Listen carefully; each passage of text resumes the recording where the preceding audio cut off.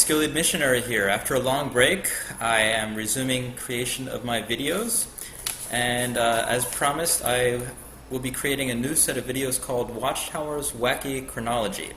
So this is the first of those videos that I'll be working on. And when we think about Watchtower chronology, one of the things that most people think about is that the most important date for the Watchtower is 1914. And talking with witnesses, 1914 is a very key date. 1914 was a date that I had doubted for years. When I went into Gilead, I had my concerns about 1914. And it's not because I didn't know how to explain it. I doubted 1914 because I knew how to explain it.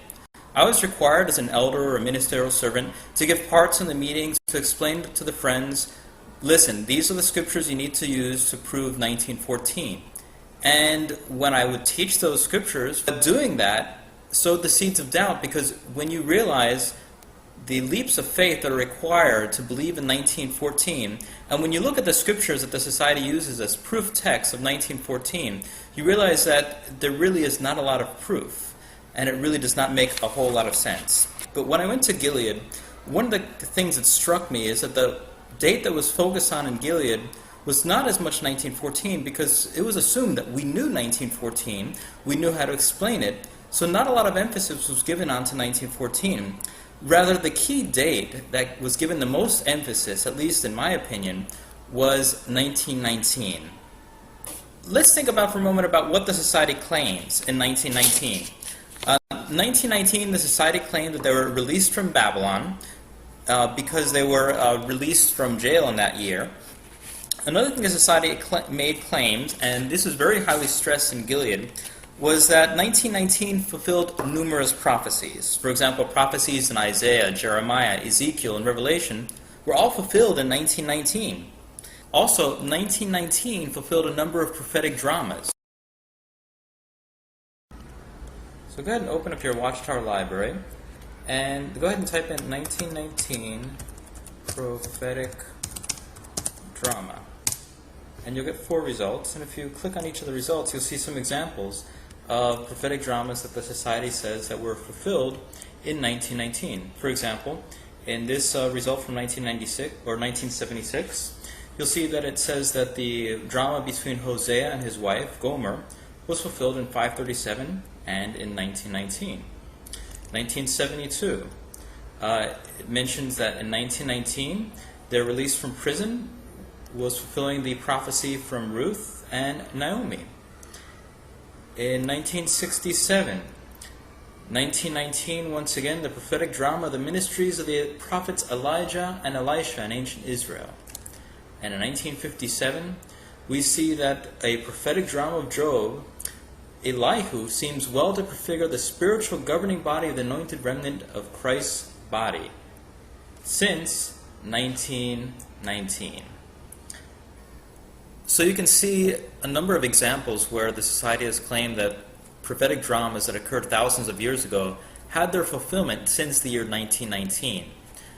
We can see another example of how the Society uses the year 1919. Let's look at the CD-ROM again. So this time in the Watchtower library, let's type in 1919 and the word parable.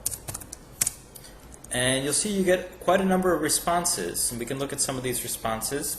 So here's a parable about the faithful slave and the virgins who had their lamps.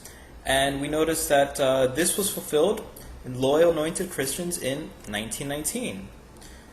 Once again, we have the questions from readers, and this is incidentally is the questions from readers that indicated that 1935 was no longer the date that the anointed were no longer being selected.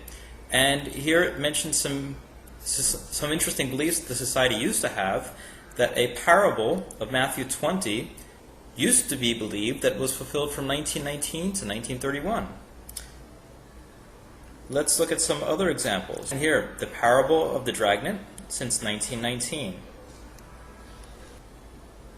Here's the bridegroom and the 10 virgins, which was an awakening that occurred in the spring of 1919. Here's the parable of the wheat and weeds, and this too was fulfilled in 1919. The torments of the rich man and Lazarus, well, the Lazarus class was fulfilled in 1919. So as I said, before I went to Gilead, I had not realized the extent to which the society focuses on the year 1919. And after I went to Gilead, I found it odd and perhaps a little disconcerting that so much emphasis was placed on this year.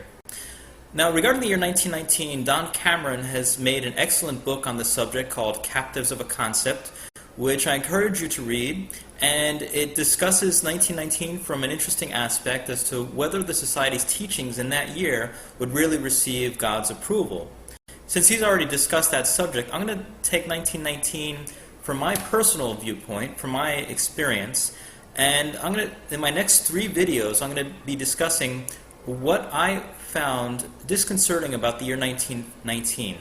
Now, if you're a Jehovah's Witness and you're watching this video, what I would like you to do is, if you would like to respond to this video, feel free to respond, make a video explaining why you believe in 1919, why you feel that the Watchtower Society was chosen by God in 1919, what chronological proof you have, what proof you have from the Bible itself. Can you prove 1919 using the Bible alone?